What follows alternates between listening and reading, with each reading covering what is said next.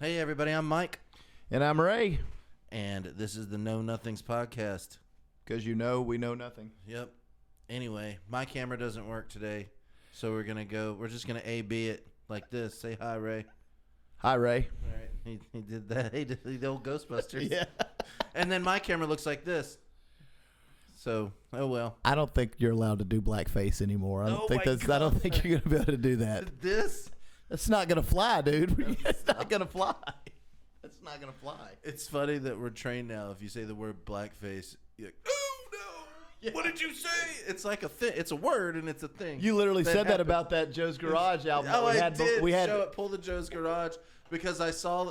He saw the Joe's Garage album, and he goes, "Oh, can you come over to it?" All right, yeah, that's Joe's Garage. And Joe's Garage. Obviously, he's in a garage. That's oil on his face. And Mike was like, "Oh my God, is that blackface? We can't." I was like, "What?" I was like, "I think that's blackface." That's crazy that we have to. That's great that I kind of been trained now to think that. I was like, oh my God. Or I guess it's good that we. Yeah, it's like brought it to the attention of it, but I didn't really think that was I went my whole basically life not knowing, and then really the only people I ever saw in blackface were people that run the country at parties.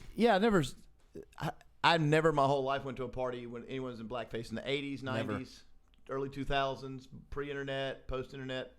I never knew it was a thing until it was celebrities doing it. Yeah, like politicians. Yeah. That's wild. Those are the guys that do it. That's wild. It's not the... Because it's completely wrong. And I did, also, in Hollywood now, if they have a person... Now it's like you don't have Brad Pitt play a Chinese person because that would be wrong. Because that's cultural appropriation. But they've done it before. But then it got to a point where people were woke enough to be like, we should probably get the person we're talking about. Doesn't it make more sense? Right. Like, I think we would have been, if I'm being honest, I think we would have been quicker to figure that out if you had, famous white people being, played by a Chinese person or a black person, say in the 50s or 60s. We'd have really figured it out fast. But whoa, stop. Whoa. Stop, yeah, what are you doing? Right. What are you doing? Who's playing George Washington? Right. Is his last name Hong playing George Washington? Right. This is bullshit. But he's a great actor. It would have never flown. Hong's a great actor to play George. He plays him just like him. We do have to admit, things like, you know what I mean? So when white people were playing all these other, nobody cared till, very recently. Right. Very recently. Which it's all a good thing. That's what I'm saying. But yeah. It's crazy because if you do flip it, it's the same thing when you talk about, if you talk to people about, say, religion in school, and you're like, well, yeah, clearly you can't do that. And they're like, oh, yes, you can. You need to have prayer every day at school. You're like, okay, could you have a Muslim prayer? Like, well, that's ridiculous. Yeah, you can't do that. How about a satanic prayer? Now you're just being stupid. Now you're just trying to, okay, fine. Then what about a Scientology prayer? No. So what you're saying is we shouldn't do that, right? Obviously that makes sense. Right. So just everybody keep their religions out of school, I guess. They don't. Well, yeah, it's fine to... They do what? They don't, though, do they? I would think so. I would hope so. In the 90s, we used to, have... What we do, go pray around the flagpole every morning? At private school or when you're in public school? Public school. Well, that's a voluntary deal, though. You could still voluntarily do stuff like that. Whether it was Muslim or Christianity or Buddhism, you could volunteer before school and go do that, and they couldn't do anything about it. Now, they would look at you weird around here in the South, but meeting at the flagpole and having that's fine to do. Yeah. That's fine to do. I don't think that's really what separation of church and state's about. Hey, if you guys want to come, I was never forced. You have to be at the flagpole. We're leaving at 9 a.m. to go do it, but in a private school, they can do whatever they want, but I'm talking about a public school that's funded by the government. You can't do whatever you want. Whatever gets me out of class. Yeah. I'll pray to whoever. I did that in boot camp. So when I was in boot camp and I was in the Army, they were like, hey, so it's the days are hellish, as anyone knows who's been in the military. But so they would go, yeah, but so Sunday you can go to, if you choose to go to church, you can go to church.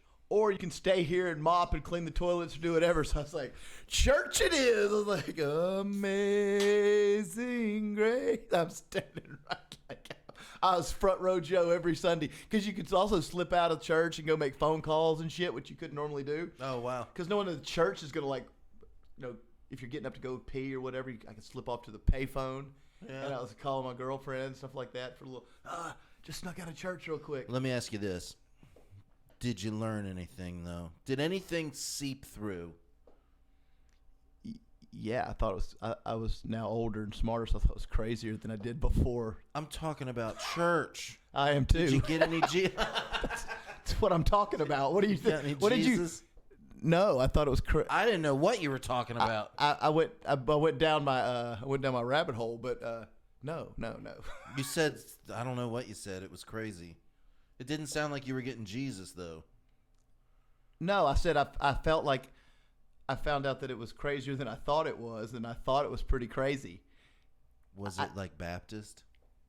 Yeah, I think I did some Baptist and some Catholic. So I was raised Catholic, so I was raised Catholic, birth till 18. My mom was too, and then when she moved away from Ohio to Virginia, she became Baptist, and it was a big deal. It's a big switch. Like Baptists around here, we're from New Orleans, and everybody's pretty much Catholic, right? And then up here, everyone's Baptist. And the two religions, though they're the same, I mean, I guess at their core, right? I mean, Jesus is Lord and Savior is at the core of both of them. But, boy, they're really different at the way they view the world. Really, really different. It's culture shock. Yeah. It was a big deal. My mom's family, did not like it. They were upset. Oh, changing religion is a huge, massive deal with families. I remember my grandmother used to come to town, and we'd have to take her to the Catholic place. Do you think you feel like a lot of that's eroding away? Like your kids are grown, my kids are grown, and if they called me and said I'm this religion, it wouldn't move the needle, right? No, not at all. But my parents, if I told them hey, I'm having an alternative viewpoint, or I don't subscribe to your theology. That's a little bit hard to take, but not that hard to take. But I think but say 30, 40, 50 years ago, if people would have been like, hey, I'm no longer, like you're talking about, I'm no longer Catholic, I'm going to be a Baptist, that would be or I'm no longer Baptist, I'm going to be Jewish, or whatever the change was. Holy shit, I think that'd be major. Or I'm marrying a Baptist, or I'm marrying a Catholic, or I'm 50 years ago. Isn't that 50, 60 years ago, people flipped their shit if somebody was like, well, is he a nice young Jewish boy, or is he Catholic, or is he this? Well, then you can't marry that person. You know what I mean? What a strange dynamic. But I get, for being married for 23 years, I will say, you should marry someone that is similarly aligned, with values and how you're going to raise your kids. How you grew up. It really makes a difference between 2-year marriages and 23 or 43-year marriages, in my opinion. Definitely, you've kind of got to like the person you're going to be around. You can't like anyone all the time. They kind of have to have been raised the way you were, 100%. Yeah, I'm not saying exactly like you, but I mean you can almost understand what people would be like if you're raised Orthodox Jewish. This Southern Baptist girl, she's not going to understand your culture. You're not going to understand her culture, right? It's very, so you could see it being weird. It's nice to see.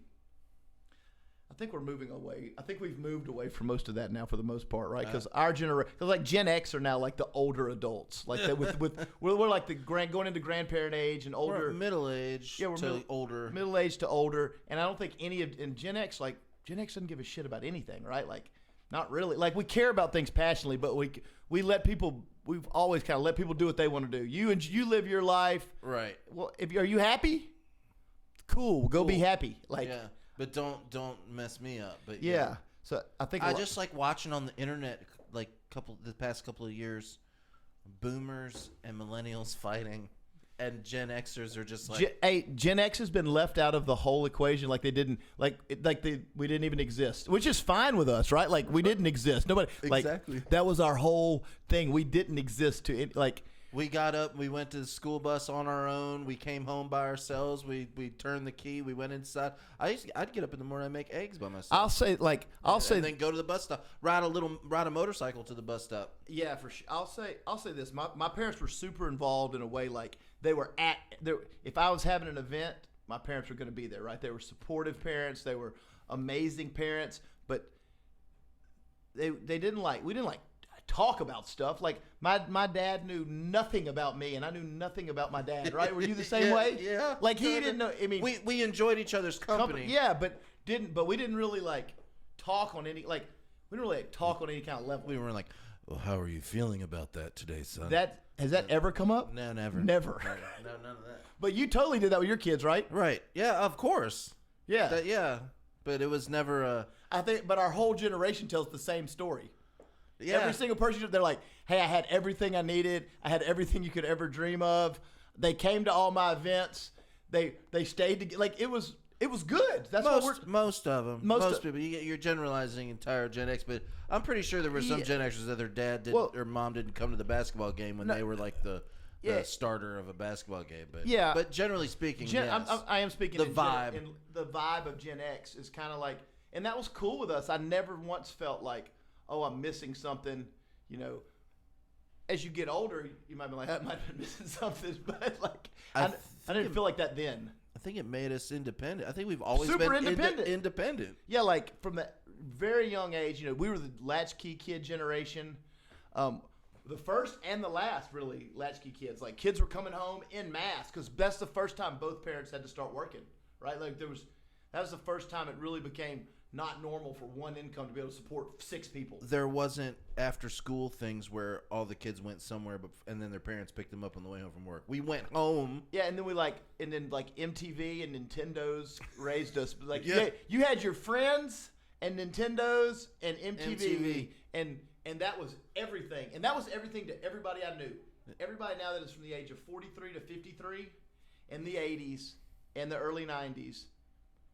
Almost everyone you meet, like MTV, music, Nintendo. Like, I would come home I would make sure I was home at 10 o'clock on a Saturday night to watch Headbangers Ball. It was like that important to me. Headbangers Ball was awesome. Like, yeah, it was so good. It was awesome. But it was just everything. So I think we were kind of being raised by that. And that's how we came up with a lot of these alternative opinions. And I don't think the way Gen X are, it doesn't seem like any Gen Xers got their thought processes from their parents. Because it's like, it's completely different than how boomers think. Right. But like, my kids aren't completely different from how, like, does that make sense? Or does that make sense? They're not completely different from you? They're not completely different from me. Like, because we talked about who each other were. Like, and they and they could write about who I am probably, or talk about who I am, and I could talk about who they are. Right. Does that make sense? Okay, so yeah, like, my kids know more about me and what I like than what my dad was, like, our dad's just like, my dad likes to work. Yeah. Like, you know what I mean? It's like, that's like what I was. So literally every Saturday, my whole childhood, every Saturday when my dad was off, he got up at like 6 a.m. to go meet my grandfather and work. They work, which was priceless for my dad, because he got to spend. My dad spent 40 years with his best friend, who's his dad, working every Saturday. My dad did the same thing. Yeah, in Virginia. They had drywall, and whatever. They'd make up projects. They'd build fence. They would create. His brothers and their dad. That's what they did. They would create work. But but my kids will come over on like a Saturday. We'll just hang out, right? We play video games all the time. I'm talking about now as they're adults. Oh, as adults. Like, my dad as an adult would go work all Saturday, because that's how they bonded. That's how they hung out. Because they didn't know how to hang out and like talk. I don't say they didn't know how to. They just weren't comfortable sharing their feelings. Yeah. That whole generation isn't comfortable sharing their feelings. It's like, well, we could share our feelings or we could get to work. I think we should do the latter. Yeah, even though there's no work. We're going to create something. And wasn't it funny? Because like, when you would work with your dad back then, it was like the work was never over. There was always something else to do. It's like it was never done. Here's the thing about working with my dad. So my dad and my grandpa can both, like, they can either fix anything, or they think they can fix anything, and they will try to fix anything. My dad is a great man and a terrible teacher, right? So he would never try to, he's not like, and I was so disinterested in all. I would just be like, from 5, I'm like, what are we doing? Like, why are we doing this? I never understood it. I'm like, what are we doing? So I didn't really have an interest, so he didn't really want to show me, right? So, and I think that just grew larger and larger and larger as the years went on. But I would have to go work with my grandfather every Saturday. That's how I'd get money. I just think it's interesting dynamic, the generation, because God, they were so. To think like my dad and grandfather spent every Saturday together and are best friends, and I bet you they said 100 words a month to each other. Maybe 50. Maybe. That's funny because I know you're 100% right. You probably lived the same life because we all lived the same life. We all were raised. No, did you ever do the thing where your dad was working on a car and he would like I was pretty young at this point and he would say go get this tool and it would take me forever to find it because I don't know what the tool is. My dad would say, "Get me a monkey wrench." My dad would say, "Go get the crescent wrench," and he'd say, "Never mind, you don't know what a crescent wrench is," and he'd get up and get it. That's 100%. I would go to get it, and then I'd be in there for like 2 minutes, and then he would come in there and grab it. But I'll say more times than not, I just wouldn't be there. Like he didn't really work with me because he knew I hated it, and like we would just start this friction deal. Which I always had this friction deal. It's weird because there's no reason for it, right? It's just like. Well, I love my dad. He's great. He worked his whole life to make us have everything. Yeah, that's what I'm saying. And the funny thing is like when I got a truck, like a Dodge Dakota single cab truck. It was brand new, and he helped me buy it. I put my guitar amp in the back of it one time and scratched the bed. The bed that's made to carry stuff? And he came outside and he saw the bed scratched up and he goes, "The truck is ruined. It's ruined. You've ruined it." It's an undrivable truck. It's undrivable now. But he was like, "It's ruined. You've ruined the truck. You've scratched the bed up." And I was like, "But you're supposed to haul stuff in the back." The other side to that, though, is that may have been while that generation was so stable. Really, like the boomers were stable. I mean, they got handed a great deck, right? They got handed a great deck. Like, hey, everybody's got a pension. Everybody's job, 20% of your income could pay a mortgage on a 4-bedroom house. Oh yeah. And they got handed a pretty great deal coming out of World War II, being like late 40s, early 50s. But they're also relentless workers. Like I thought, like, I just couldn't understand. It's like, why does he like working so much? Does he really like working so much? Nobody could enjoy. I like work. I like working and I like cleaning and I like doing all that stuff, but I like to relax. You like to relax too, right? Boy, when I got nothing to do for a day, I will do nothing. And there's stuff I like to do. I like to, do this, and I like to play guitar, and I like to play drums and record music and do all this stuff. But sometimes I don't do any of that, and I just plop down, and it's the greatest thing in the world because I used to feel guilty about that. Yeah. I would sit down and feel guilty that I'm like, hold on a second. I'm a grown-ass man. If I want to sit here all day and watch... I can, and there's nothing wrong with it. Watch The Mandalorian all day the second time, I'm going to do that. I don't have to prove to some unknown source how industrious I am all the time. Right. I'm paying my bills. I'm fine. I'm eating. And I'm just going to sit here for the next 8 hours and watch this show. You know what else is... have you ever noticed our parents, if you look at it, not mine and your parents, but our generation's parents... If when you look at boomers, why did they look the same age in 1993 that they looked? They were trying to look older. Like if you look at there'll be a picture of a bunch of boomers standing around. They'll have like a pocket protector, have like their glasses stuck in like a single button up with tucked in like polyester pants, and they would like these old man hairs. They were like they looked 50, 60, but they were all 32. It was like were they trying to look older? I think it's just the style.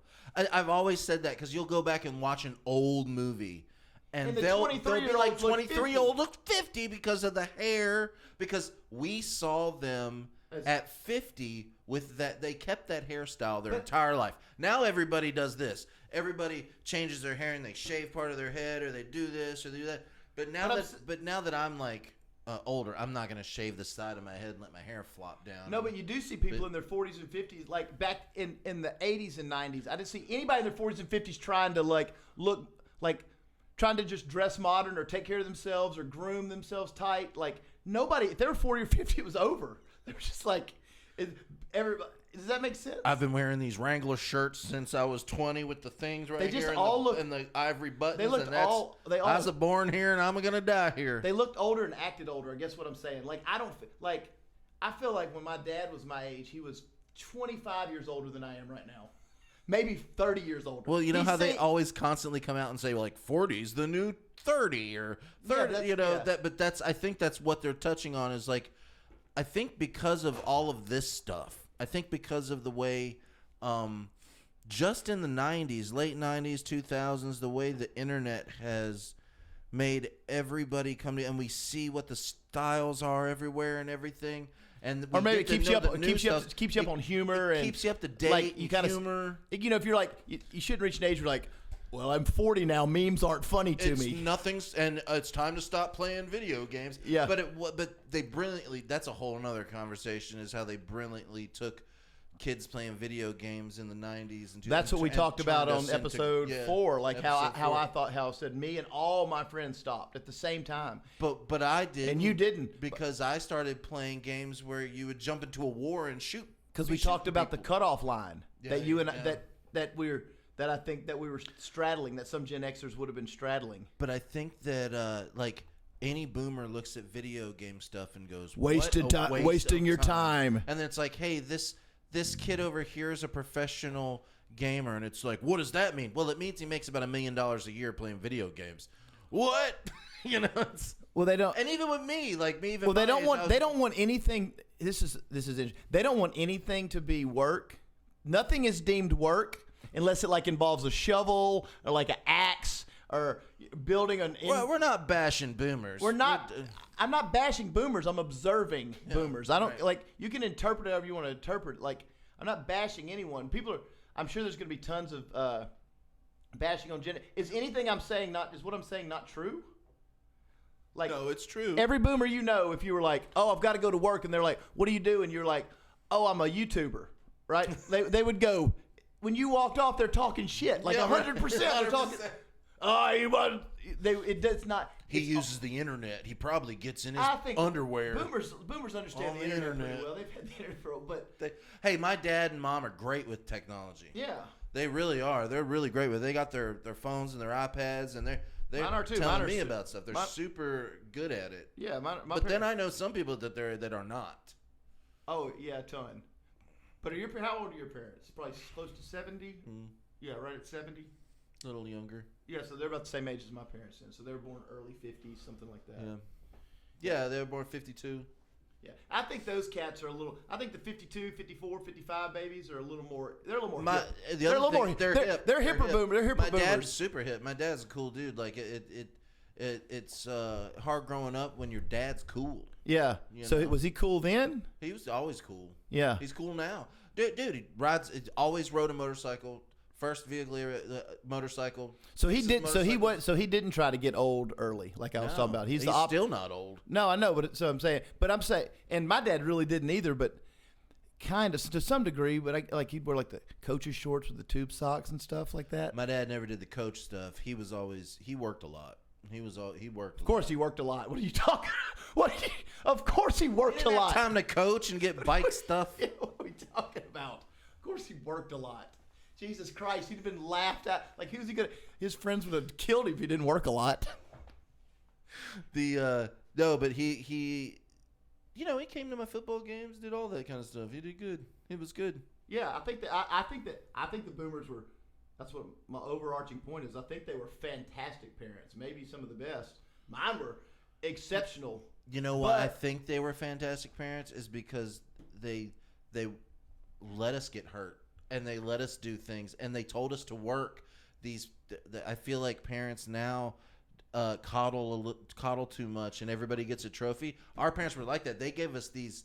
They actually gave us, which is weird because the boomers got what the millennials are getting. The boomers got what they say the millennials got. Okay, when their parents came out of depression and war, and their parents, my grandparents, your grandparents, popped into this. Where everyone was middle class, everyone was upper middle class, and those boomer children got spoiled. But they didn't spoil their Gen X and millennial children, which is a weird phenomenon that you can like read about. But they were super spoiled. the greatest generation had nothing. They had nothing. Oh, yeah. But they spoiled the boomers. Yeah. And the boomers spoiled. I hear what you're saying. The boomers, spoiled us to a degree, materialistic, but they let us roam. They were spoiled and helicopter parented. Yeah. A lot of boomers were helicopter parented in the 50s and 60s. Yeah, you're right. And I mean, they just think about like just think about the videos they were playing like in school and how they were trying to groom all the children and make them all good perfect little American soldiers. Everyone's a perfect haircut, the exact haircut. They were having whole videos about that, like, this is what a good American boy is, or how should you interact at parties? And it'd be like, see Billy here, he wants to be obnoxious. That's not the way. And they would show you how to act and like show you how to eat and there's the cartoon Go watch where he said, what I don't know what to think about a boy who don't like baseball. And it's like, that kind of stuff, right? Okay. So they were really spoiled. They were born into the wealthiest time America's ever had economically. Yeah. They got everything they wanted, and they were like really the center of the universe. But then they didn't do that with us because they kind of let us roam free, which was good. My parents did not helicopter parent me, but they were protective of me. I got to like I couldn't watch. Could you watch like? My mom was super. Like I didn't watch a PG-13 movie till I was 13. No, dude, I wasn't even allowed to listen to secular music until we moved here. When I was in Virginia, I had some friends that I would go over to their house, and I basically like lived there, and that they would rent videotapes, and they had this big basement with a big TV, and me and my friend would go down there and watch movies. Well, there'd be all these movies there all the time. They would rent like I don't know, like 10 movies at a time, which was like, wow, these people are like renting 10 movies at a time. Yeah, and that's a big deal. Big Grey Poupon eaters. Yeah, they had Grey Poupon. And by the way, here's the Grey Poupon. Y'all know who sent it to us. John, you already know. You know who sent it to us. It was John.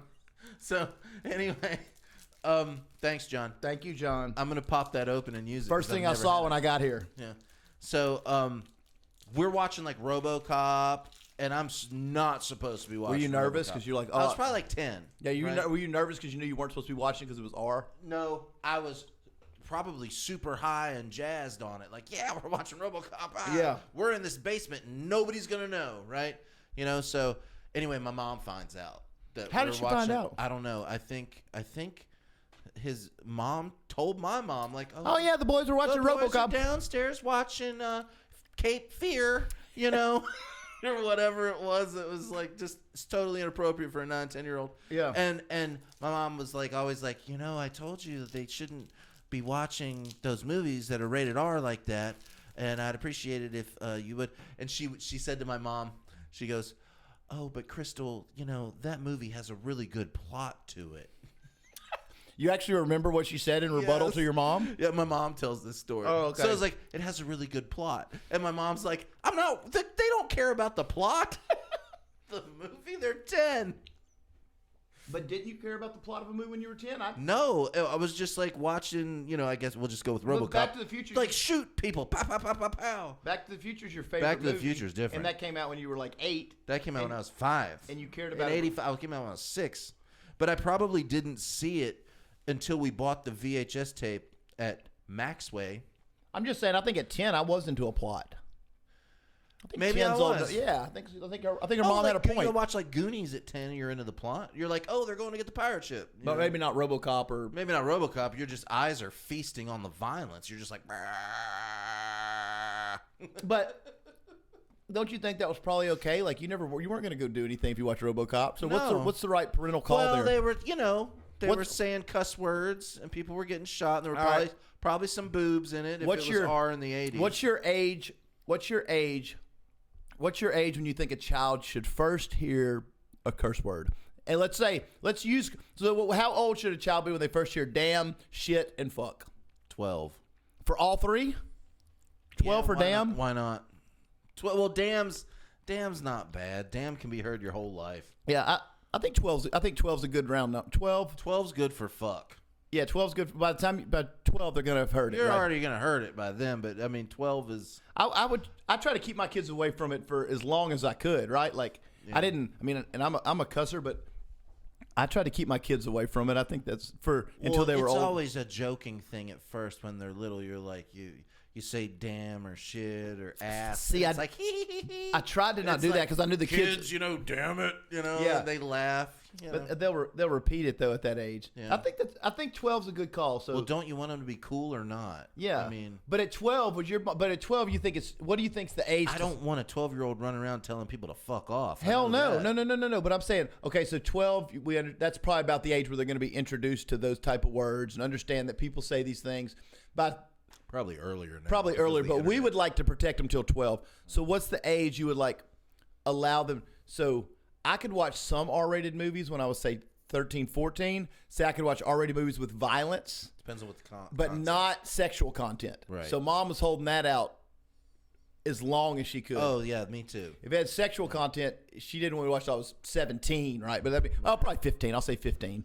But at 12, 13, I could watch a horror movie because it's just violent. Right. Could watch like the Texas Chainsaw Massacre. Woo! No, not me. That's too violent. At 13? Trash in, trash out. Yeah, but I'm saying, what age do you think would be appropriate For the Chainsaw Massacre? Yeah, what age would you let your kids watch? I'd say 13. Well, I'm just saying, a 13-year-old's going to be in your bed that night. What do you mean? Oh, well, like the 13-year-old's going to be like, can I sleep on the floor or can I sleep no, in the bed dude, with you guys? you're They'll scare the shit out of a 13-year-old's pretty mature. Like, I mean, know. So how old would you think how old would you before you'd let your kids watch the Texas Chainsaw like Massacre? 15. 15 and then how long for something with? Dude, that's brutal. This dude's like chopping people up. And if it's anything by Rob Zombie, it's gonna 18. You're not gonna watch it with me. Yeah, but that's got a ton of sex. That's got a ton of sex. That's got a ton and grotesque. It's grotesque. I'm just talking about regular horror violence. Like, yeah, I'm 13 on the Texas Chainsaw Massacre. That's old. You, boy or girl? Well, it shouldn't matter. But who am I to know if they're a boy or a girl? That's really. Well, I mean, I'm just saying, dude. Like, I didn't have any girls. I have boys. So I'm just wondering. I had both. I had boys and girls. 13. I mean, they never came up. They were never like, "Hey, Dad, can I watch?" Here, sweetie, watch the Texas Chainsaw Massacre. I know, like things that like Cameron will remind me. My oldest, he was watch this guy chop off this chick's tits. He couldn't. You're 13. You can handle it. I told him he couldn't listen to the song Snowblind. So he loved Black Sabbath. That was like his favorite band. But I'd have like certain songs he couldn't listen to. Right, and one of them was Snowblind. It's about cocaine. So when he's like 10, I'd be like, "Nope, you can't listen to that." Know that. No, well, they say cocaine in the song, and but it's pretty veiled in the way they sing about it. But I knew it was about cocaine. I was like, so he'd be watching a concert. I'd make him fast forward. So he could not listen to that. For like 8 years, all I wanted to do is listen to that song. I thought it was gonna be like he's like, and it's a good song. But I'm thinking like, oh my God, why has my dad held this from me for so long? When I think he was 15, I was like, okay. I took the Snowblind blinders. I was like, you can listen to Snowblind. It's about cocaine, and you shouldn't do cocaine. Because they're probably told him. You should have just told him. You should have just been like, listen to the song. And he would have been like, oh, it's about snow. Man, you're making like 13 and 15-year-olds like they're 6. Like saying the 13-year-old's going to be in your bed scared. It's been a long time since I had 13 to 15-year-olds. My two boys are in their 20s, and my youngest is about to turn 21. Yeah, like a 13-year-old. It's been a while. A 13-year-old male wouldn't be so scared. They were so tiny, and then all of a sudden it was like boom. Boom, they grew. But put your own self at 13. You wouldn't have gotten your mommy's bed because you watched the Chainsaw. No fucking way. Come on. Would you? No. That's way too old.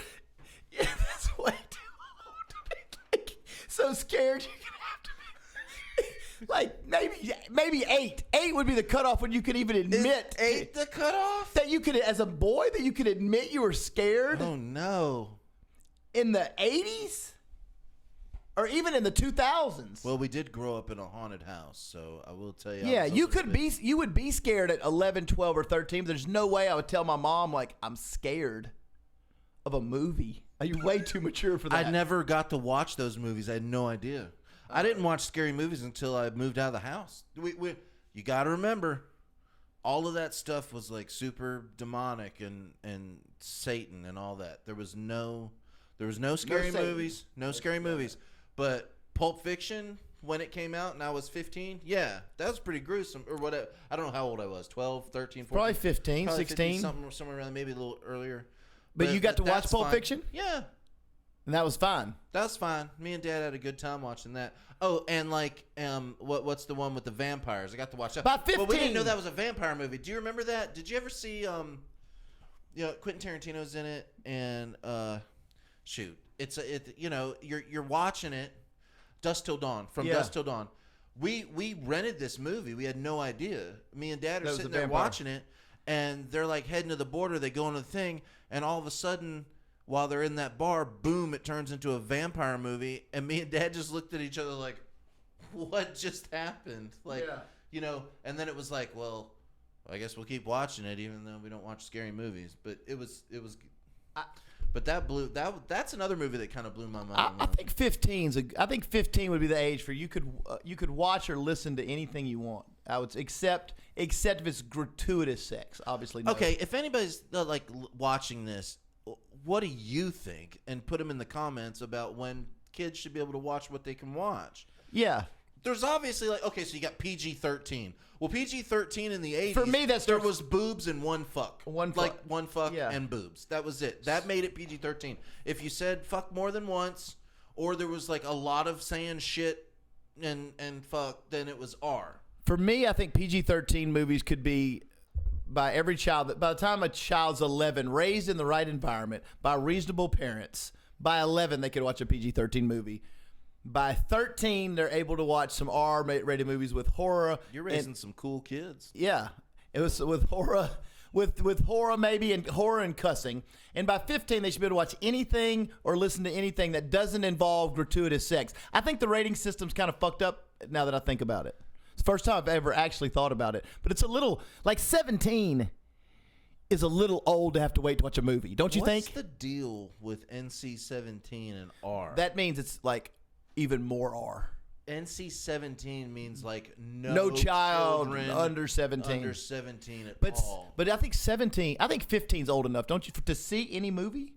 15? Dude, we were driving cars. I was 14 one day, and then the next day I was 15, and I could drive my car anywhere. We had a driver. Well, not out of Louisiana. We had a driver's license. A 17-year-old can join the Marine Corps.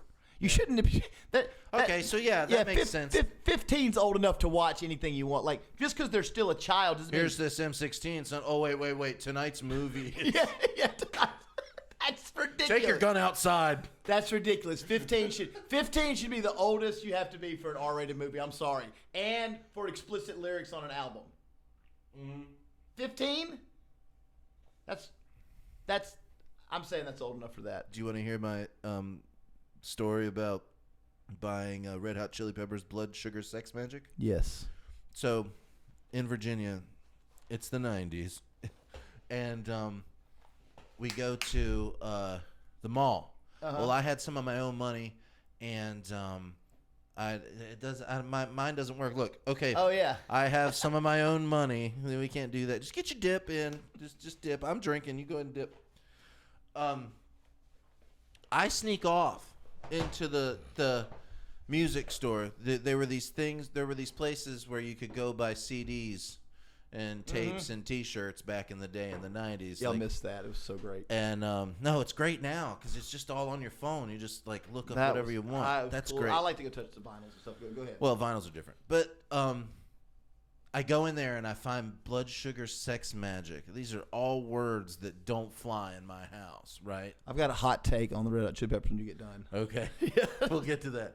So I buy it, and I stick it in my back pocket. And it had the parental advisory explicit lyrics. I was probably 12. Yeah, you're about I'm going to say 12 because I moved here when I was 12. So I had to be I was 14 when that came out. I had to be 11 or 12. Yes, that's right. On the way home, somebody found it and then started to read the contents. Who's somebody? My mom's friend was like, "What did you buy?" And I was like, "Nothing." I think she kind of knew. Yeah. And she took it out and she started reading the song. And this was a big no-no in your house, right? A big no-no. Yeah. So she read the Red Hot Chili Peppers, Blood Sugar Sex Magic. Sex Magic. Those are two words that shouldn't go together at my house. So. Is this your mom's friend? Yeah, so she's reading this. She's kind of a rat, huh? Oh yeah, totally ratting on me. Yeah. And then reading some of the songs on there were called "Suck My Kiss." those words don't go together at my house when I was that age. Those aren't good words to say together.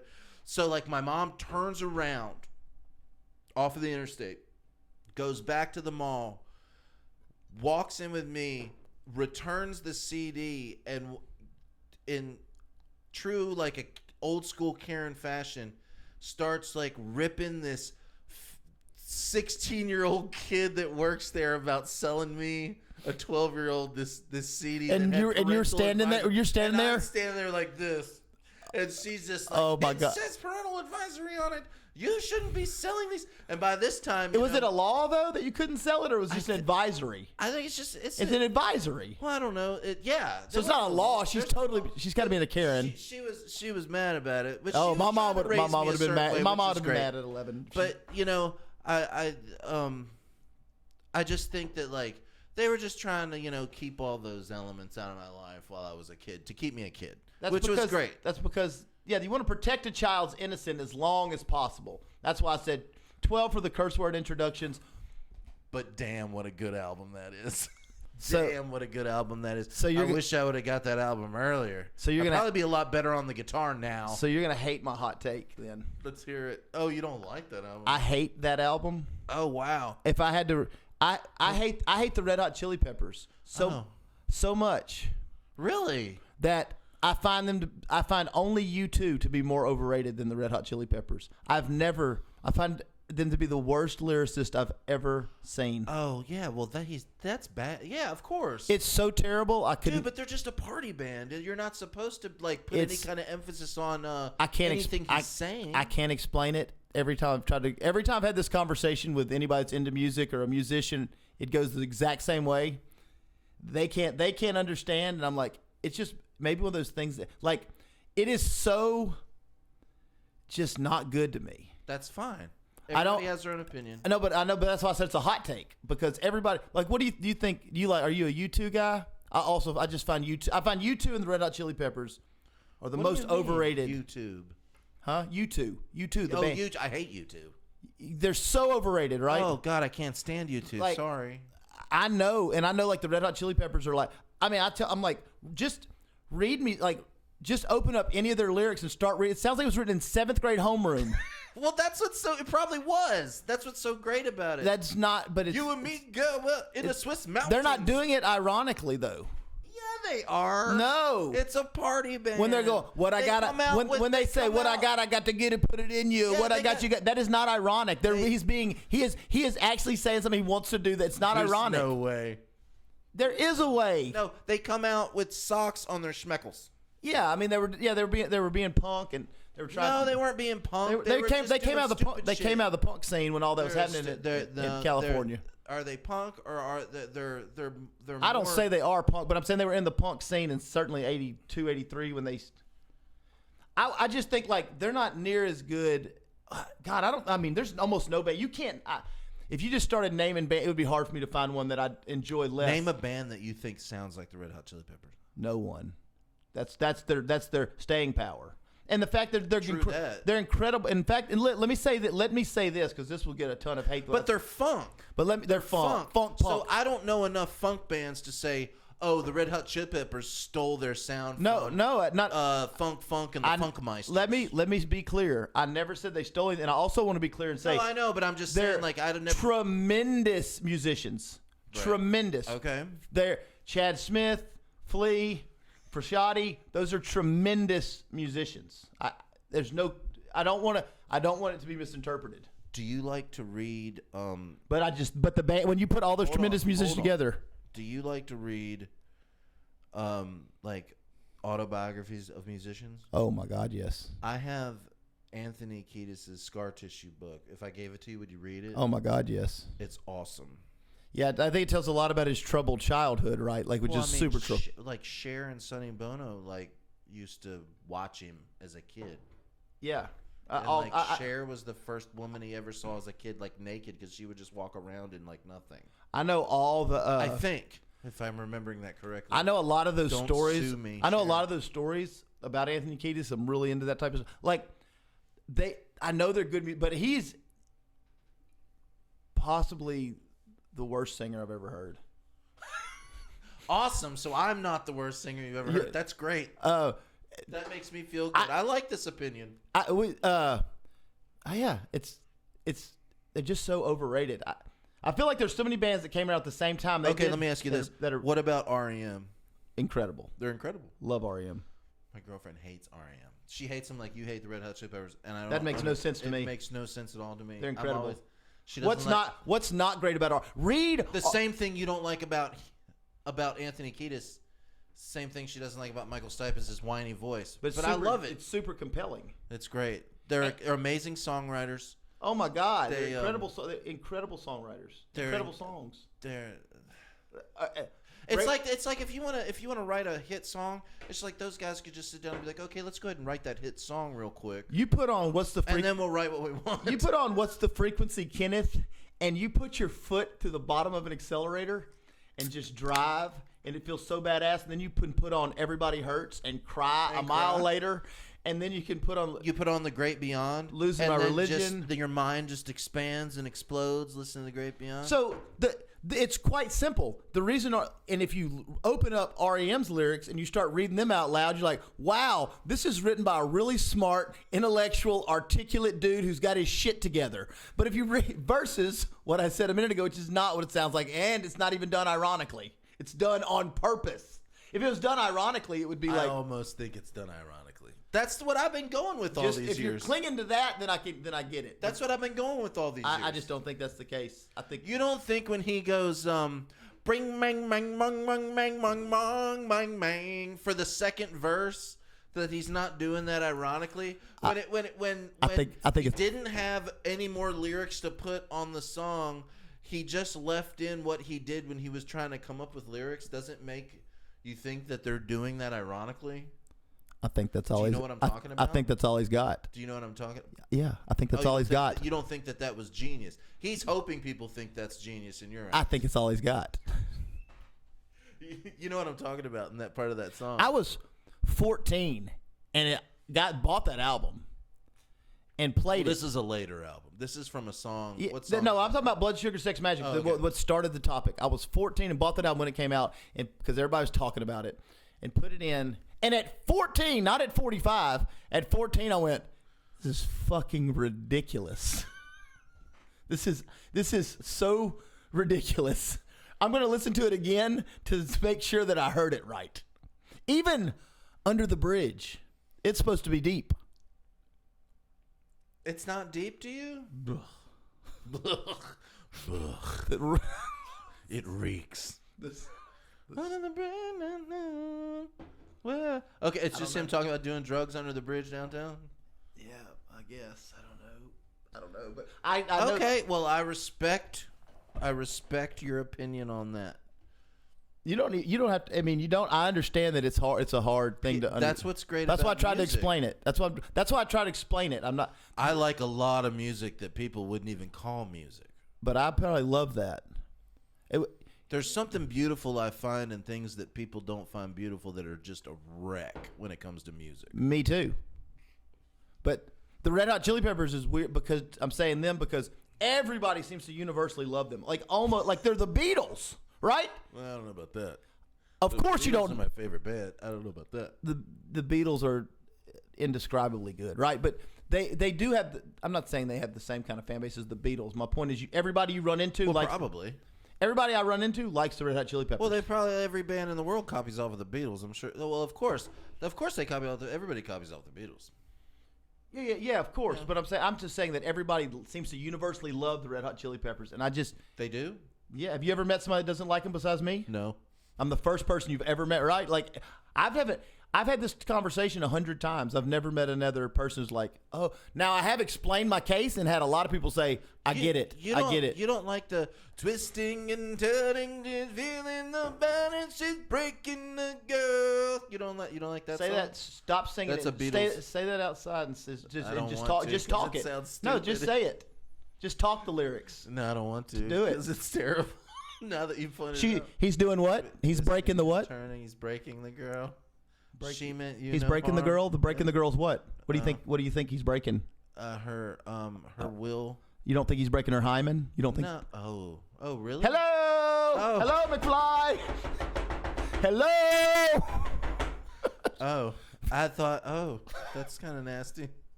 No wonder my parents didn't want me listening to And this who usually has hymens? guy. Oh, well. Minor girls? Minors? Oh, I was going to say football players, but No. that's Heisman's. Who are usually virgins that you would be breaking, Mike? Minors. Thank you. That's Oh, no. Stop saying this. That's terrible to because that doesn't happen in his book at all, right? Oh, well. That's not going to come up in the book? No, just read the book. Just read the book. Maybe you'll see what I'm talking about. Breaking the girl, breaking her. It was a wrestling song, we thought, I guess. Like, is that what we thought? He's talking about the ethereal of... So so the list just keeps growing. Why I don't like that song. Give me another one. Maybe I'll like it. Let's see. Give me their best one. Oh, wait. Is... the best one? Yeah, and say there's lyrics out loud. Like, just talk them. Oh gosh, but most of his lyrics are like rap lyrics. Like he just some rap lyrics are amazing. Yeah, but like you know what I'm saying. He's like kind of like he's always like you know like that's reason number 35. I don't like him. The case just keeps building. The more you talk about the Red Hot Chili Peppers, I don't like them anymore now. The more I'm like, I've been sold a lie my entire life just to blindly follow the Red Hot Chili Peppers. Follow the Red Hot Chili Peppers. Like Red Hot Chili Peppers, they got a new album coming out. It's a bad motherfucker. And then you get it, and like I had a guy who you know, Dan, who you produced their album. Yeah. He's like, oh my God. He's like, the Red Hot Chili Peppers' new album's amazing, and I was like, no, it's not. And he's like, what? And so he and I had the same conversation on my deck that you and I are having. And he's like, I can tell that he's looking at me like, I don't know if I like Ray anymore. Like I can tell he's really fucked up by it, right? So the next day, he's like, please listen. Text me. He's like, please listen to the album. I'm like, I'm gonna listen to it right now, without any opinion. I don't know it's the Red Hot Chili Peppers. I'm gonna listen to this music. I will. So I listened to it and I wrote him a summary and a rating of every song, just objectively.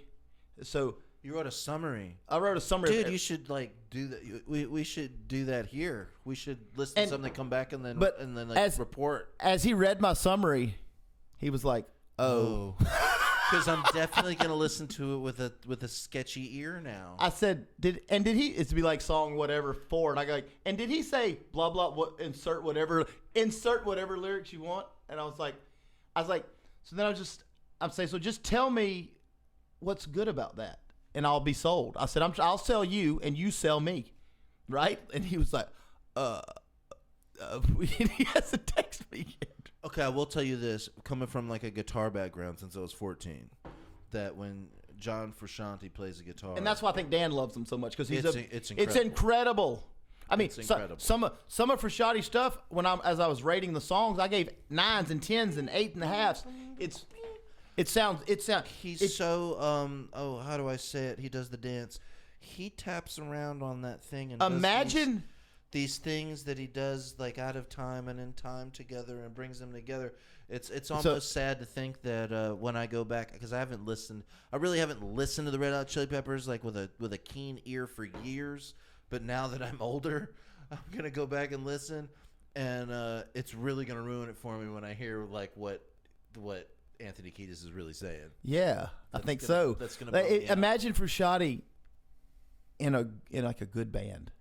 Holy shit! That like that wrote like badass lyrics and had like an average singer or something. And I'm not saying I'm not before. Okay, so I can't sing better than Anthony Kiedis. Let's say you had John Frusciante, Flea, of course, with him. Chad Smith. We don't even have to have Chad Smith. Let's say Josh Freese, the drummer for A Perfect Circle, and every band ever that ever wanted him to play drums for him. And then who would you get to sing for him? Would you go for like the dude that sang like Alter Bridge? Are we trying? So now we're super group with those. We're guys. Trying to build a super group with the. We're trying to build. Red Hot Chili Peppers 2.0. The best pieces of the Red Hot Chili Peppers and form a band that'll be way better, but not make near as much money. Yeah. Okay. Okay. Yeah, they would go broke playing shows. It really wouldn't matter to me who you could put 300 vocalists up with those guys, throw a dart, as long as somebody, I don't know who's the lyricist in that bunch. It's not Flea and Frascati, I can tell you that, because they've had to sit around those meetings they ain't said shit. It's you know who it is. Yeah. Yeah.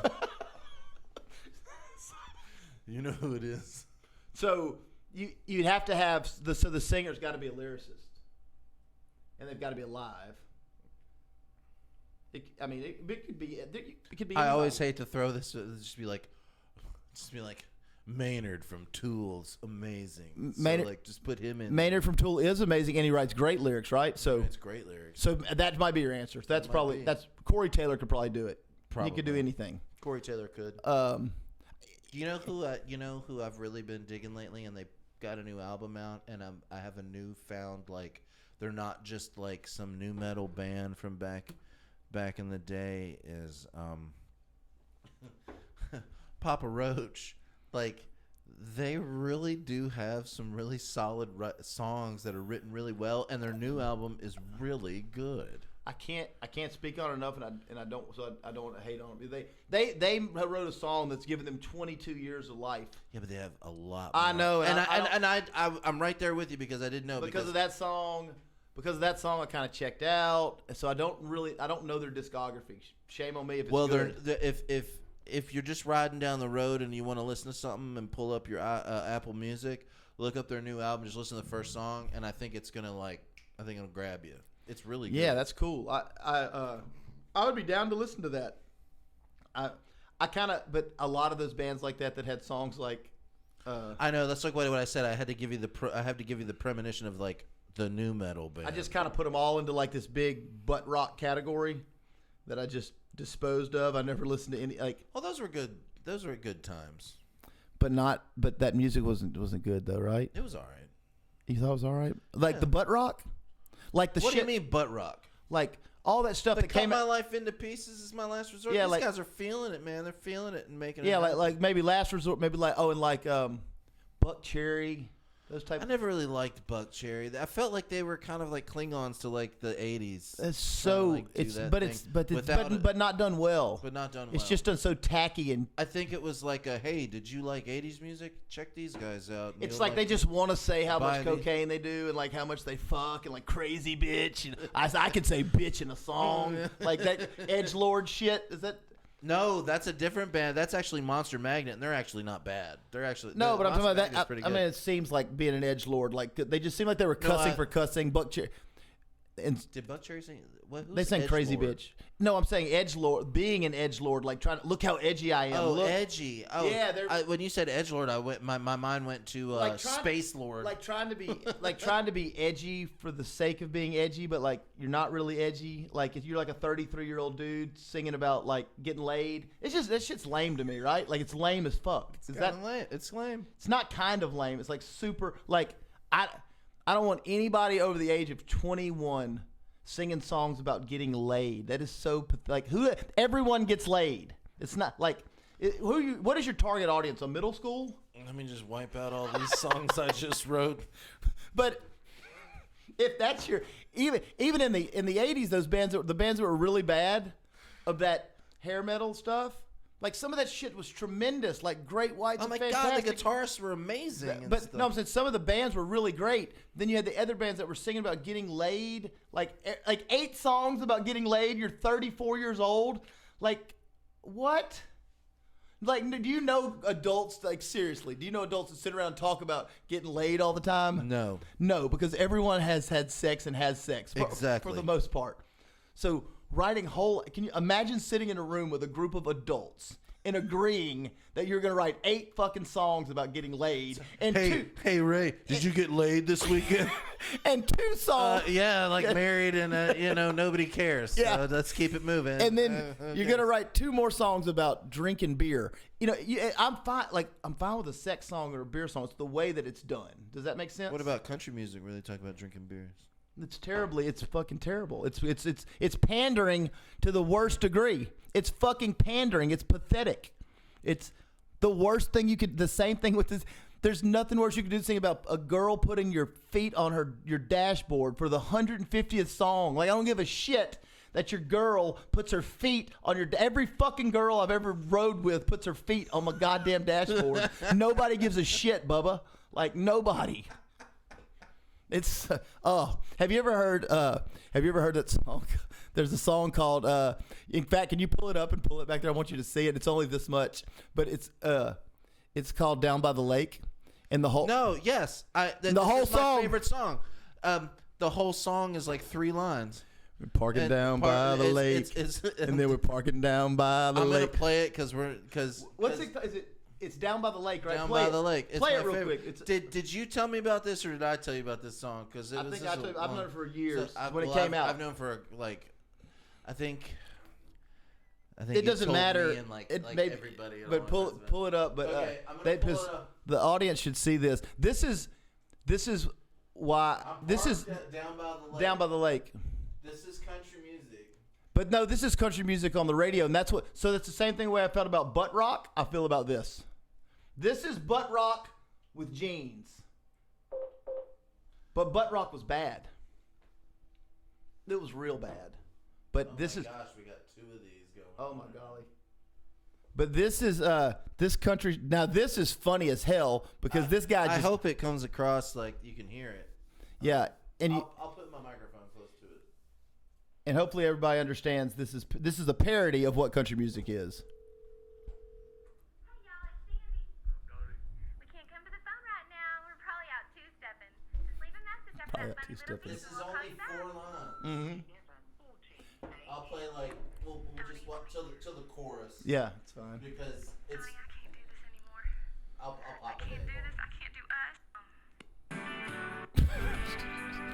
This is pandering. This is what they all do. And this guy gets it. This guy He gets it.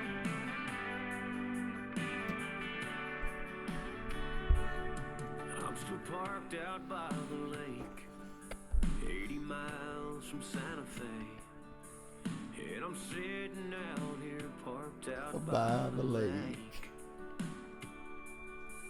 If you're wondering where I'm parked, yeah, I'm out parked by the lake, the one that's 80 miles from Santa Fe. And I'm parked out by the lake, 80 miles from Santa Fe. It's the lake that's parked where I'm at by the lake. And this lake is where I'm parked, 80 miles from Santa Fe. He's trying a cigarette. Still parked out here by this lake, All right. 80 miles from Santa Fe.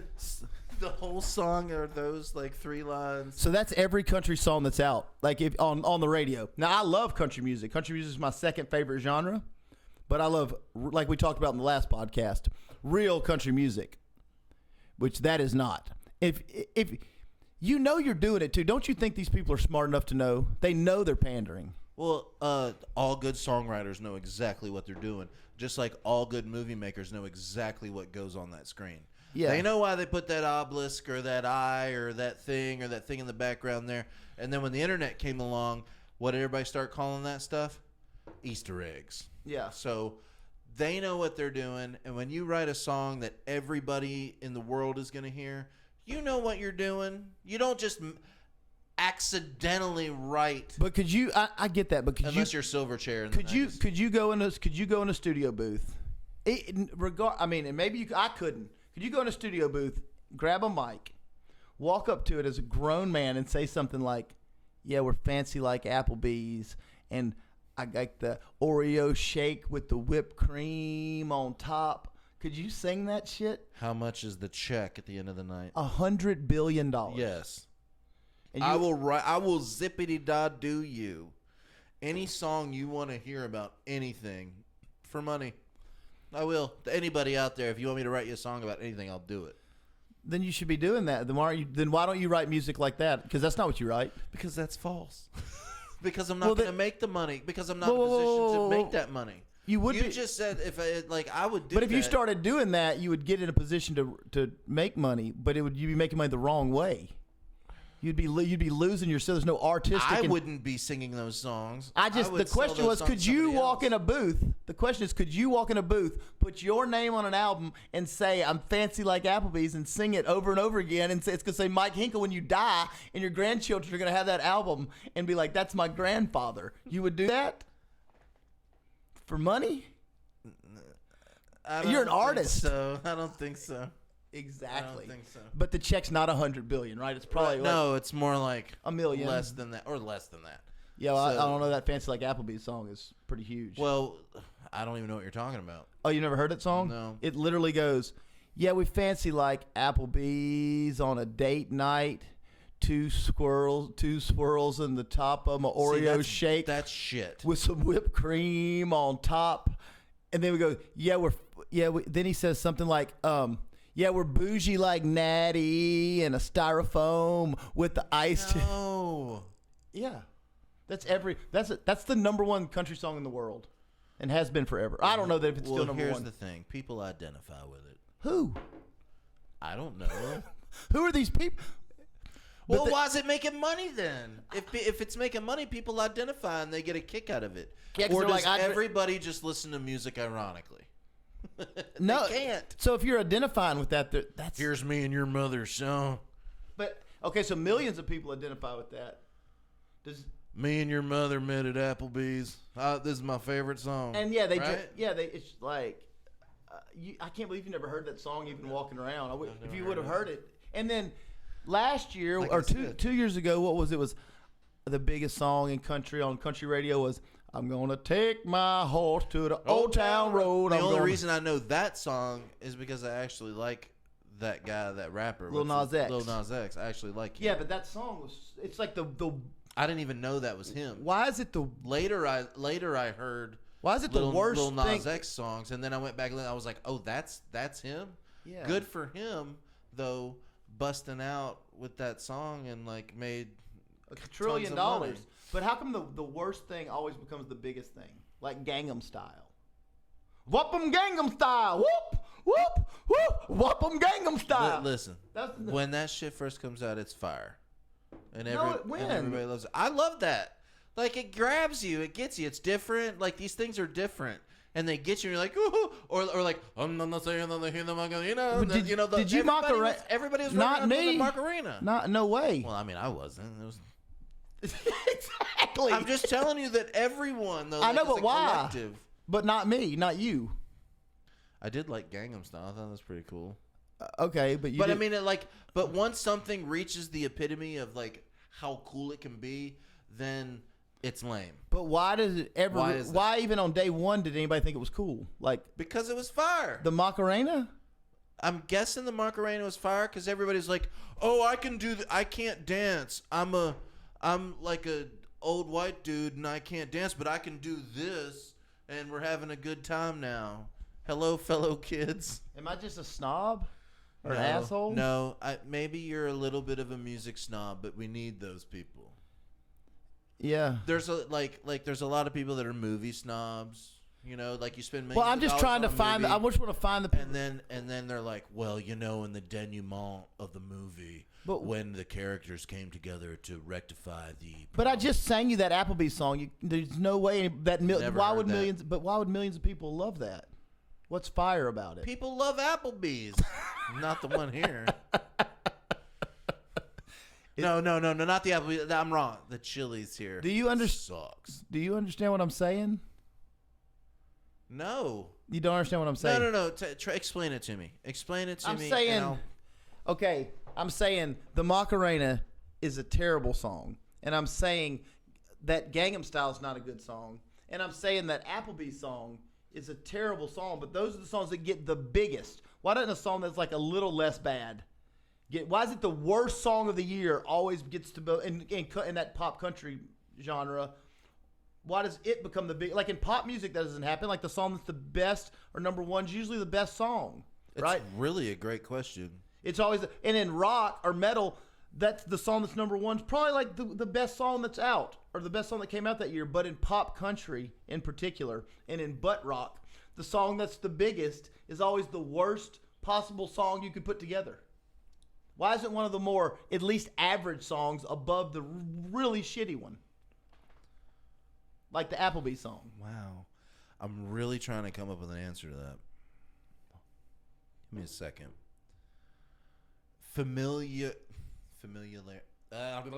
Can't talk. Familiarity? Yes. Because you just get used to hearing it? Or why did the... And why No. Familiar... I can't even say it. I can't say it. Familiarity. Familiarity. Yeah. Is that it? Yeah. Familiarity. You got to roll your familiarity. I don't know. I've had a lot of Coors.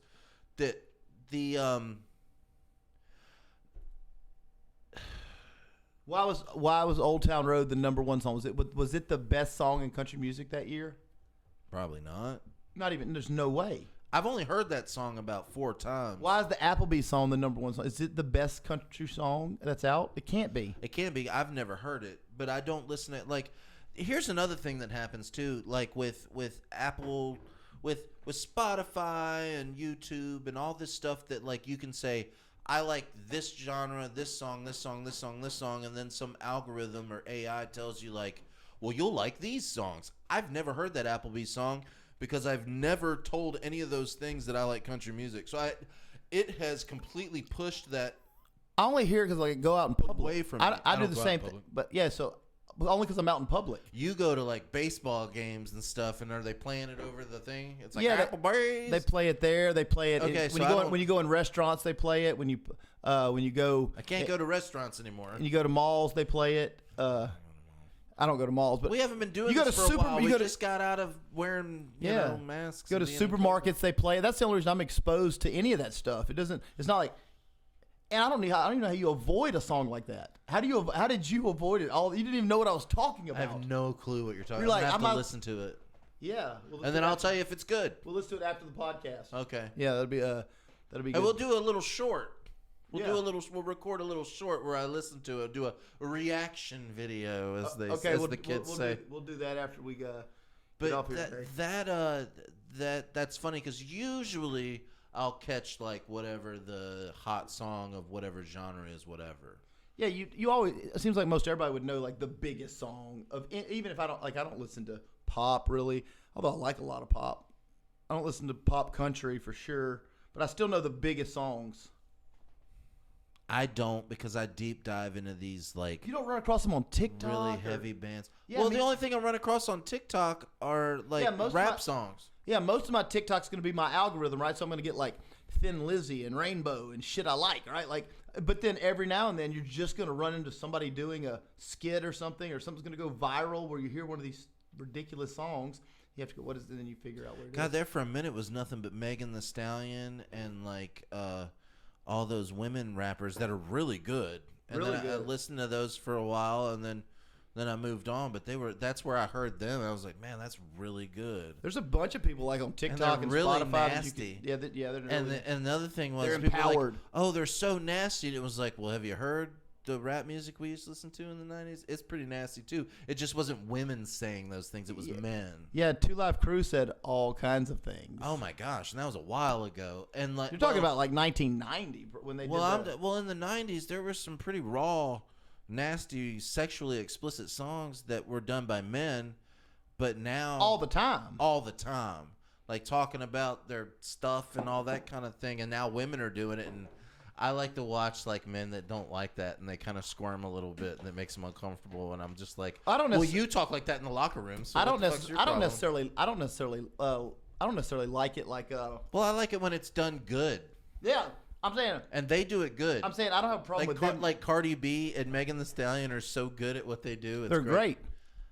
I gotta use the bathroom. You're gonna have to talk for. I'm saying they. You're gonna have to talk for like a minute straight. Okay, Go. no problem. I don't think it's a big deal if they do it.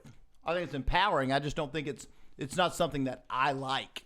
Like, I don't mind listening to it, but I'm saying I wouldn't like my wife doing that either, if I'm being totally honest. We're also not in our 20s. Yeah, exactly. They're in their 20s and they're not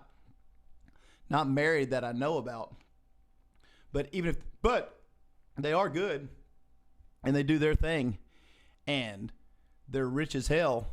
Just wouldn't necessarily be for me. For like, I wouldn't want to date somebody that was rapping like that personally, because I'm maybe I'm sexist or old fashioned or whatever it is I am. I don't know, but I'm honest at least. But I do think they're good. I do think they're talented. I do think they know how to make money. I do think they know a hell of a lot about marketing. So can't take anything. And it's funny, and it is funny to watch people get uncomfortable. It doesn't make me uncomfortable because nothing really makes me uncomfortable. If you've been watching the podcast, we'll talk about anything, say anything. Nothing makes me uncomfortable. Just don't necessarily love it for me, but love it for them. They're able to do it. See, if pop into my Laffy Taffy here while we wait on Mike. Everything come out good? It came out all right. Good. Just breaking into. No, I was saying that it doesn't make me uncomfortable because nothing makes me uncomfortable, and I like that they do it. But I wouldn't like my girlfriend to do it because I'm probably sexist or old fashioned or whatever it is. Well, I wouldn't want her like saying that for free on Facebook. For sure, They're getting paid to be like that. They're getting paid to be freeing and say things like that. Your wife or your girlfriend is not, and people will be like, "Whoa." Well, that's what I'm saying. I wouldn't, even if my wife was getting paid, I'd be like, "I don't think this is cool for you," because that's probably how much we talking about? $100 billion. Again. Yeah, well then you're gonna do it because you want that Ferrari, son. I don't think I just come $100 billion. No, $100 billion is that's a dumb number. $100 million. And you have to stay married to the woman. Well, you married her. Just because she's talking dirty doesn't mean you can't run around in a Ferrari. I just couldn't do it. I call bullshit on that. I'm telling you. I call bullshit on that. I'll hook me up. If your wife wrote a song that made $100 million and she was like, "Fuck good, I'm a bad bitch. I can handle that. That's how to live." You would be like, "Okay, keep going. I'll tell you where I wouldn't be okay." I don't know the rest of the lyrics. She could say it she's sounds a bad, really stupid when I say it. She could say she's a bad bitch. I just wouldn't. She couldn't be talking about like getting boned by a bunch of dudes or being trains ran on her. Well, she wouldn't sing about that though. Oh, then I would $100 million for sure. I mean, if she's already married to you, she would probably. I would hope that you would marry somebody that would respect you a little bit. But also, when you write a song, this is another problem I used to have. Is like I would write a song, and you'd write like a sad lover's lament song, like "I miss you, blah blah blah. I'm sad, and we should have connected, and blah blah blah." Parked in a van down by the lake. And then like your wife or whatever looks at you like, "Who's that written about?" Yeah. And you're like, "I have an artistic license to write however I want to write." Yeah. You know what I mean? This is my song. Yeah, it's like I can write whatever I want to write about. But the reason do I have to like worry about what you're thinking when I write a song? But the reason you never write songs that are like that is because you don't think it's good art.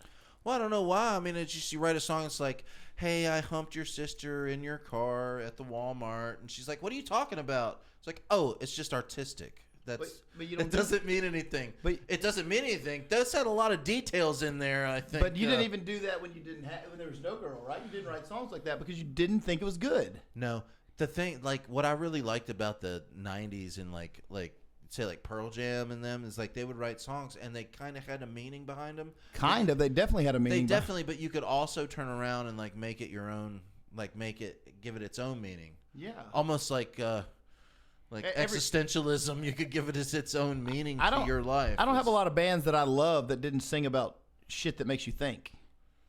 There's no. Yeah. I don't have just like a maybe okay. Well, because like in the '80s, it would be I'll like, do. It would be Motley Crue. Motley Crue is just a fun band. Yeah, and they would tell you what they're doing. Yeah, they were just fun, but they were the best at having fun. So like, I mean, but they're not like my favorite band. But I mean, but they are a good band. I love Motley Crue. They're a good, fun band. But for the most part, most bands, I'd say, like if I wrote like a top 25, all those bands would be singing about stuff, real stuff. Yeah, make you think stuff. Make you think stuff. Make it your own stuff. Who wants to sit in their room? I just couldn't. Who wants to sit in their room and like, buy a vinyl and put it on and like take you through the whole experience and like sit there and like listen for an hour about some asinine subject. Like what? Nobody would do that. But I guess people do, or they don't. They just listen to like one song that they love or whatever. But people that consume music really consume it. I just couldn't see sitting in my room or sitting and putting that vinyl on and listening to like 9 songs like WAP. True, because you don't sit and listen to that. You put it on and you dance to it on TikTok. That's what you do. That's probably why we don't do that. I'm not a dancer. Do you dance? We're not in that genre. We're not that age where we do that. No, but I mean, I could do it. That would be pretty funny. Are you a dancer, though? I might do that now on our TikTok. Do you dance at, like, wedding receptions or stuff? Slow dance? Yeah, I'll dance around at, like, a wedding reception. I'll cut a rug a little bit. See, I don't do that. You don't? You sit. You do the quiet cool. You sit in the corner of the quiet I don't know cool? if it's quiet. I don't dance. Like, I'm not doing. I don't do it. Well, I mean, I'm never like, woo! If I do it, it's fake. Even when you get, you don't drink. Oh, I used to drink a lot. When you drank a lot, did you dance? No, I thought even more about how to dance, dude. I don't want to. We're going dancing. I thought even if I drank, I thought even more about like, man, this is really just stupid. You're not about the dancing. Not about so it's a me problem. Is it because I don't think I like fun, Mike. It must be I don't like things that are fun. Maybe is it because you're worried about people looking at you while you're I don't dancing? give a shit what anybody thinks. Well, then what is it? I don't like it. I have no interest. Oh, that's okay. That's what I was asking. I have things I have no interest in too. Yeah, that's like cool. So like fast dancing to a silly song. I don't know about so like doing the YMCA with a group of people. I'm gonna be way into that bottle before it's that happens. so low on my list of things that I'd ever want to do, or doing the Cupid Shuffle at a fucking wedding. Okay, well hold on. I actually did the YMCA at a drag show one time in Daytona Beach. I'd be at the drag show. My buddy was like, "Hey, let's go to this drag show." We were in Daytona Beach. He's like, "Hey, this place is having a drag show," and it's like we all sat there. The YMCA came on. Everybody did the YMCA. So it's not. I wouldn't have done it. Not about. It's not. I don't think it's about being cool or about being. Or it's definitely not what people think about me because I don't care. Like if I wanted to dance in my underwear, I would. You should do it on like. Maybe if I like dancing, I would like internet and make some money. If I like dancing, I'd like some of those songs, perhaps. You can't maybe. Like what are you dancing to on Pearl Jam 10?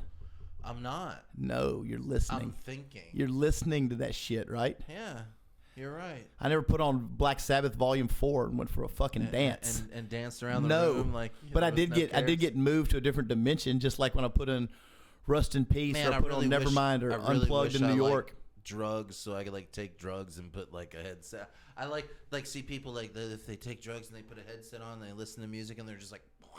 But I already do that without the drugs. Well, it's the same thing. But you drink though. Drinking enhances the way music makes you feel. Sure. I mean, I don't drink all the. No, you don't. But if you're drinking, if you're having 4 pints of Coors and you listen to Merle Haggard, it's gonna have a different effect on you than if you have no Coors, right? Like if you have 4 Coors and you listen to Tool, it's gonna have a different effect than if you had 0 Coors. You're right. Maybe not as cool effect as if you had a hit of acid and listened to Tool. I don't know, never done that. But you should. I don't know. Do I get that out of my car at the battery acid? What do you? Because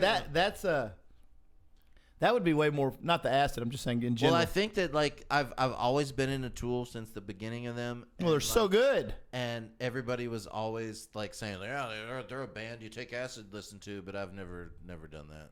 I get it. I get it without the acid. I get it. Yeah, if you get it without the acid, you would really. I've read enough, and I've read enough books, and I think I'm pretty self-aware enough that I get it. Yeah. Because Tool's like my favorite band. Yeah. And so like when they play, I get it. Tool's amazing. Like yeah, they're insane. Have you never felt the urge to dance, right? And every time you listen to one of their songs, you're like, this is incredible. Well, I want to dance like Maynard. You know, he dances like this when he's doing his thing. But you also listened and said, this is incredible. Yeah, it's incredible. Every time. Every time. And it doesn't matter how many times. And if you stopped and opened the lyric sleeve and started reading it out loud, incredible. You would feel smarter than you are. Yes. Whereas the other things we're talking about, if you pulled the lyric sleeve out and read them, you would feel dumber than you are. You're correct. That's my whole. That's my Maynard does use big words. That makes sense and build a story. That makes sense. And you got to find the story. And it brings it. You got to find the story. That's cool in music too. When the story's not just like right there. Man, you're making me want to write a song right now. I know. When the story's not right there, you got to go like kind of around the song to find the story. That's cool. I really like the new Tool album. I say new, but it's a couple years old. But I mean, I waited years and years and years to hear it. Why do we do that when we get old? Say things like, I really like the new Tool album that came out 28 months ago. Well, they're not going to put another one out for another 20 years. They're going to be like, they're going to be like. Did you download it on your iPod that you got the other day? No. I did get the CD version of it though, because it sounds so good on CD. Like how people say vinyl sounds great. That's a lie, but vinyl's cool. Vinyl's cool, but actually the real deal is CDs sound great when they're done right. You know, I just got into collecting cassettes again. No, you didn't. Oh yeah, it's been fun. I bought a cassette player. No, you didn't. Yes, I did, and I started buying because they're kind of expensive to find. But so I've been newer bands. Oh, but I've got older band. I'm buying older band cassettes. No, but newer bands don't go cassette. It's too expensive. You can. But you sell them for like $55. Oh my God, okay. So that makes it a niche. That makes it, hey man, do you have the new such and such on cassette? So yeah, there's a lot of new bands that are there's not. I won't say a lot, but there's some new band you can certainly I guarantee you if a new band you like that's cool comes out, you could probably get a cassette of it. No way. Really? I have. I bought old because I'm, just like when I build my vinyl collection, I kind of start in history and kind of go up, and just want to keep buying. So I'm like in the mid '80s right now on my purchases. I've only got like 6. I mean, they're expensive. You really bought, dude? I just threw out my old Iowa dual cassette triple CD. That sounded amazing, and I tossed it. I just bought one. Cassettes are back, like vinyl was back 10 years ago. Oh, why didn't I know that? One of the cassettes I bought. That's gonna happen. People are gonna go, cassette sounds much more fuller and warmer when it comes to the speaker. I'll tell you this: one of the cassettes I bought was $160. Who was it? Metallica. The Black Album. I think it was Master of Puppets. Master of Puppets. Pulling your strings. But they're pulling your strings. And the cheapest one I got was maybe $30. Is it an original or a remake? Master of Puppets. That one's an original. This the rest of them are remake. Or they're not. I guess they're not remakes. They're just printing them now. But they come wrapped and everything, just like when we were kids. You get it. It's still got the paper on it. I haven't even taken 4 of them out of the paper, but I took On Through the Night from Def Leppard out of the paper and listened to it. Are we the only ones buying these, or are kids buying them? No, kids are buying them. Remember how in the early 2000s vinyl became cool again? Because nothing makes sense anymore. Remember you could get vinyls for like a quarter when we were kids. Yeah, but you can't go to the next song immediately on a tape. I know, but my point is when vinyls got cool again, now there's a whole movement of cassettes getting cool again. Because it'd be like, oh shit, you listen to it on. Yeah, everybody has Spotify. I have a cassette of this new band, and it's like, oh my gosh, right? It's mine to own. But I can't believe. Yeah, I do feel the feeling that everything that all the movies I've bought that are digital and they're on my in the cloud or whatever, it's like they could just be gone one day. Yeah. And I've just spent thousands of dollars on movies when I don't have a thing to hold in my hand. I think there's now people are collecting people still collect CDs, but I think that's 5 or 10 years away from being cool again. Does that make sense? Yeah, it is. Cassettes are now what that Tool CD sounds so great. I'm just saying but before I got my new truck, my other truck had a CD player in it, and I just kept that new Tool album in the CD player and listened to it because it sounded so much different. And I think it has something to do with I don't know, maybe one of y'all know. It has something to do with the frequencies that a CD can record in. I don't know. Things just sound great anyway. Things right? just sound great on a CD. But now it's with Apple and all that, you get the AirPod Pros and you stick them in your ears and everything sounds like it's playing around you, and you turn your head and it goes like this and all that. And that's just too much for me. I just want to hear it the way it's supposed to be heard. Supposed to be heard. I don't need to be sitting in the middle of the band. I want to when you go to a concert and you hear it like this and you're like, "Oh my God." That's how I want to hear it. And that's how you hear it when it's just Dolby digital, stereo, whatever. Yeah. You know. I like it all. I like the convenience of Spotify and Apple Music and all that shit, man. That's awesome. Super convenient. Super convenient. I'm in my car. When I want experiences, I love vinyls and I love cassettes, and I'll probably get back into CDs. But you can't collect it all, or maybe you can. But when you can listen to it all, none of it becomes important. Yeah. When you have something to hold and you got to take it out and put it down, you got to buy it and you hold it, it becomes more It was important. it's a whole experience. There's so many bands that I listen to right now. I couldn't even. I love a genre of music. I don't like the bands. I couldn't tell you 5 of the bands of the genre of music I like. Well, maybe I probably could, but I'm just saying, like, it's not as important to me who they are as to how they all sound the same. And all you like this particular all sound. I have to do is look them up. Go to Spotify, hit sounds like it shuffle. It sounds like it hit shuffle, and I love all that music, and I never even know who they are. And so, like, once again, like with the internet, we have all this information, and we know we have all this information going back to however, and we do the same thing. Well, people with listen. that. People listen to stuff and don't know what it is. That's the new. The band you produced has like 350,000 streams, and probably Say their name. You can say Morning Moon. Yeah. You did their album. They have like 350,000 streams, but I bet you they have 3,000 people who know who they are. Right? A Right. bunch of people just end up listening to it or hearing it right. on playlists or at pool parties or in the background, and they don't know what the hell it is. Right. They like it, or They it like turns it. up on something they like, but they never know who the band is. There's bands that'll get 3 million streams, and they'll have 5,000 Spotify followers. Right. Right? 2,000 That's Spotify like what I'm saying. Yeah. It becomes less important because it's not like something you went and you got and you listened to and you love. It's just something. It's so accessible now. It becomes less important. So probably harder nowadays to get fans, to get real fans. Real fans. Real fans. I'd say that's like a... The only way to get real fans is to play live and go town to town.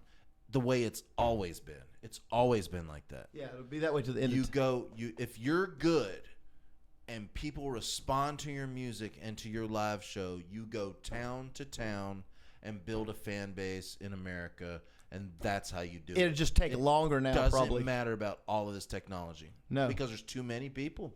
You got to make it happen. You got to go town to town. And if you're good, that's a big thing.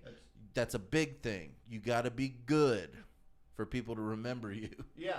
And to be good, because you know, some bands you see you're like, oh, they're pretty good, yeah, but I can't remember their name. Then some bands you see you're like, my God, that singer Did has you like see the it fucking factor. His name is this, the guitar player's name is this, and their band's name is this. Oh, and when you know, those people are the ones that when you pushed see a up. band and you know. Like I saw, like I Lamb of also God and listen. Slipknot, like on these side stages, and you just knew. Well, listen, I think that maybe me and you know. I don't think that's a gift everyone has. And, Yeah. And point an example is what you were talking about earlier with the song that everybody's like, this is the best song Oh ever. yeah. So not everybody knows, I don't think. Yeah. Like the way we Maybe. know. But if you know, you know. But there is something that like you see somebody and you're like, oh, awesome. Yeah, I could. That's it. You could see somebody in a bar, and if they got it, you're like that, and they'll end it every time. But we have higher levels, so that's why there's like mid-level bands, because some people see mid-level people that aren't blowing your mind, but they're doing their thing, and they're Yeah. like, I love this band. Yeah. So like there's all. So it's just get out there and make music and tour around and make it happen. That's all I'm saying. And do it while you're young. Do it while you're young. You can't do it. You can't do it later. You're not gonna It's get. not that you're not gonna be popular. You're just not gonna feel like it. Yeah, and you're not gonna get good not playing, right? How do you no get matter good? how good you are, you're not gonna feel like it unless you're like, because like me, it's like, you want me to come on tour with you? How much are you gonna pay me? That's not enough. I'll stay at home. Yeah. Once you get older. Yeah, once you're older, you're like, no, I'm gonna do what? I'm gonna be in a bus with 5 other guys. No, that's not gonna work for me. So kind of like this podcast, like all we can do is get on this podcast and talk to no one, Right. and Build it. Tomorrow, 30 people listen. Maybe the next That's day, cool. 50 people listen. We're on TikTok now. Yeah, you guys gotta go to TikTok. No nothings, but we'll catch y'all next week probably. Yeah, The date's Friday. it's Friday. Next week. Wednesday. Yeah, it's Father's We'll Day give weekend. it. We're gonna upload some stuff to TikTok, so go to TikTok and watch all that, and then we'll do some more stuff. Cool. All right, man. Bye.